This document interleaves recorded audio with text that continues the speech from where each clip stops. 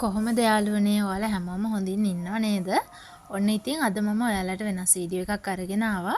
අද උදේම මම පන්සල් ගියා. හස්බන්ඩ්ුත් එයාගේ පොඩි වැඩකට එළියට ගියා. ඉතින් මම හුඟක් දවස් ඉඳන් හිතාගෙන හිටියේ පන්සල් යන්න ඕනේ කියලා. හැබැයි වෙලාවක් තිබෙත් නැහැ. ඊටත් වඩා අර අපිට අවශ්‍යතාවය අපි ප්‍රමුඛතාවය දෙන දේවල් තියෙනවනේ.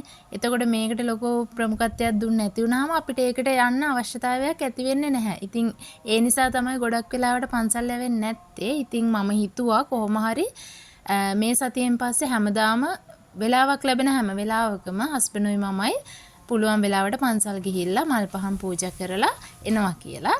ඉතින් අදත් මම මට යන්න හිතාගෙන හිටපු නිසා අද මං උදෙන්ම හස්බන්ඩ් ගියාට පස්සේ ලැහැස්ති වෙලා පන්සල් ගියා.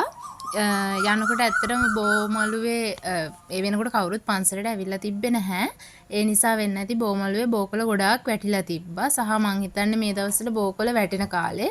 මොකද මම බෝමළුව අමදලා ඉවර වෙනකොටත් ආයෙත් බෝමළුව පුරාම කොළ වැටිලා තිබුණා. ඉතින් කොහොම හරි මම පුළුවන් විදිහට බෝමළුව අතු ගාලා ඊළඟට මල්ලාසන පිරිසිදු කරා. අර ඊයේ හවස පූජා කරපු පරවෙච්ච මල්, එතකොට ඖෂධ වර්ග, ගිලන්පස හැමදේම මේ මල්ලාසන උඩ තිබ්බා. ඉතින් මම මුලින්ම කරේ බෝමළුවත් අමදලා ඉවර වුණාට පස්සේ ඒ මල්ලාසන උඩ තියෙන හැමදේම අස් කරා. අයින් කරලා ඊළඟට පැන් කලවලට වතුර ගෙනල්ලා මේ මල්ලාසන හොඳට පිරිසිදු කරා. මං ගෙදරින් යනකොට අර අලුත් ස්පොන්ජ් කෑල්ලකුත් අරන් ගියේ. එතකොට ඒකෙන් ලේසියිනේ මේක මේ පිරිසිදු කරන්න අපිට.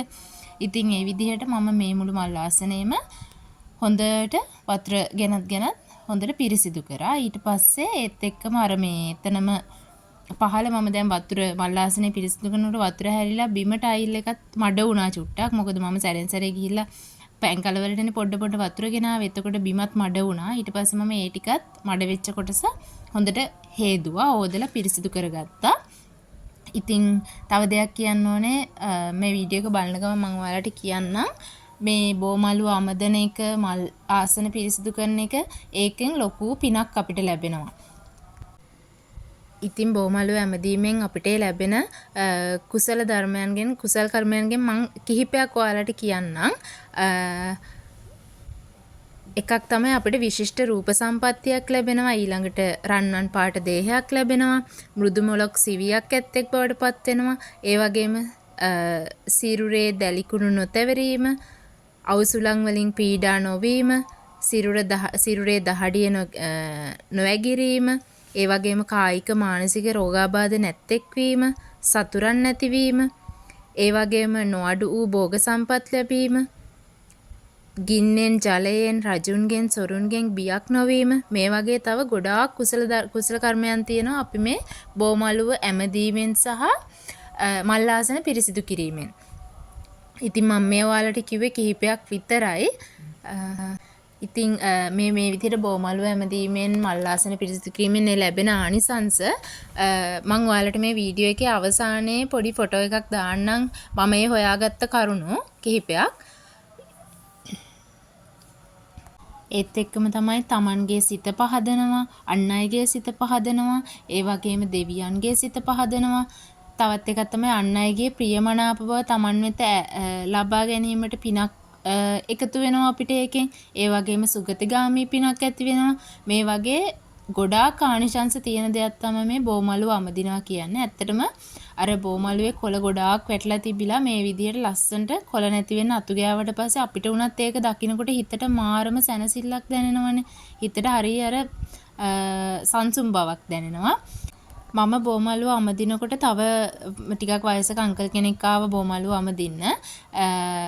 ඒ අංකලුත් බෝමළුවේ කොටසක් ඇමදුවා. මම එක පැත්තක් අතු ගෑවා. ඒ අංකල් අනිත් පැත්ත අතු ගෑවා. ඉතින් ඒ අංකල් මාත් එක්ක කතා කරනකොට කිව්වා එයා කැන්සර් එකක් හැදිලා ඉන්නේ.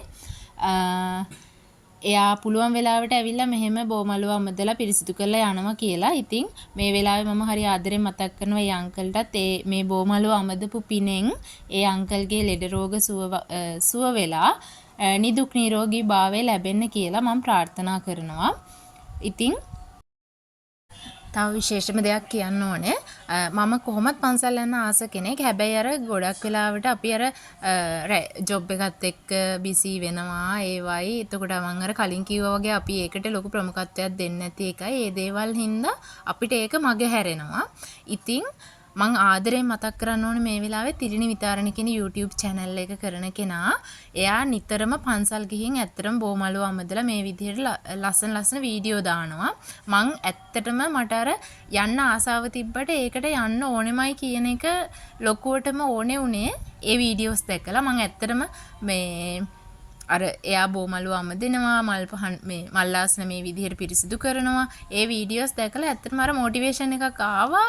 මමත් යන්න ආසාව තිබ්බට යන්න උවමනාව ඇති උනේ ගොඩක්ම එයා නිසා. ඉතින් මම මේ අද ලබාගත්ත හැම පිනක්ම ඔයාටත් ලැබෙන්න ඕනි කියලා මං හරිය ආදරෙන් කියනවා. ඒ වගේම තමයි දැන් සමහරුන්ට හිතෙන්න පුළුවන් ඇයි මෙහෙම වීඩියෝස් දාන්නේ පින් කරලා ඕවා ප්‍රසිද්ධ කරන්න ඕනේ නැහනේ. එහෙම කියලා නැහැ. මොකද දැන් ඇත්තටම ඒ තිරිණි විතාරණ යා YouTube channel එකේ දාපු නිසා තමයි මමත් ඇත්තටම අර ආසාව තිබ්බට ඒකට යන්න ඕනේ කියන දේ තවත් අවශ්‍යතාවය වැඩි වුණේ. ඉතින් ඒ නිසා තමයි මමත් අද හිතුවේ මම මේ කරපු වීඩියෝ එකෙන් මගේ YouTube channel එක බලන කවුරු හරි කෙනෙක්ට මේ විදිහට දැක්කලා ඒ දේවල් කරන්න ආස හිතුනොත් ඇත්තට මේකේ ඒ කෙනාටත් ලොකු පිනක් මටත් පිනක්. ඉතින් ඒ නිසා තමයි මමත් මේ දේවල් ෂෙයා කරගන්නේ ඔයාලත් එක්ක. ඉතින් මම මල්ලාසන අර විදිහට මේ පිරිසිදු කරලා ඉවර වුණාට පස්සේ පහන් පත්තු කරා. පහන් පත්තු කරලා මේ විදිහට හඳුන් කූරු මම ගෙනිච්ච ඒවා පත්තු කරලා ඊට පස්සේ ඒ හඳුන් කූරුත් මම බෝධිය වටේම දුම් ඇල්ලුවා. ඒ වගේම තමයි මම ගෙදරින් දුම් කබලක් ගෙනිච්චා පොල් කටුත් එක්ක ගෙනහිල්ලා අර කපුරු පෙති දාලා ඒ පොල් කටු ටික හොඳට පුච්චලා මේ විදිහට පොල් කටු අඟුරු හදාගෙන මුළු බෝධිය වටේටම සුවඳ කුඩු ගොඩාක් දාලා හොඳට දුම් ඇල්ලුවා. ඒ වගේම දේව ප්‍රතිමා තිබ්බ එතන. ඒ දේව ප්‍රතිමා වලටත් මං දුම් අල්ලලා බෝධින් වහන්සේ වටේටත් දුම් අල්ලලා මේ විදිහට මං මල් පහන් ගිලන්පස එතකොට මම බුද්ධ පූජාව හදාගෙන ගියා. ඒ හැමදේම පූජා කරලා ඊළඟට බෝධින් වහන්සේ ළඟට වෙලා මම ගාථා කියලා බෝධි පූජා කවි කියලා පිරිත් කියලා ඒ වැඩ කටයුතු ටික කරා. ඒත් එක්කම තමයි මම පිරිකරත් බෝධින් වහන්සේට පූජා කරා. පූජා කරලා ඊට පස්සේ මම ඒ වන්දනාමාන කටයුතු කරලා ඉවර වුණාට පස්සේ පිරිකර මම ගිහිල්ලා පොඩි හාමුදුරුවන්ට පූජා කරලා ආවා. මොකද මම පොත් වගේක් තමයි පූජා කරේ බෝධීන් වහන්සේට. ඒවා පොඩි හාමුදුරුවන්ට දුන්නා උන්වහන්සේලාගේ අවශ්‍ය දේවල් වලට ගන්න කියලා. ඉතින් ওই විදිහට තමයි අද මගේ වීඩියෝ එක මම ඔයාලත් එක්ක ෂෙයා කරගත්තේ. ඊටක් නැති සරණක් නැති සතුටක් ඇති මුහුණක් නැති මේ සසර දනව්වේ අපි අසරණ වෙලා වගේ හිතට දැනෙනවා බුදුහාමුදුරුවනේ අපි අසරණ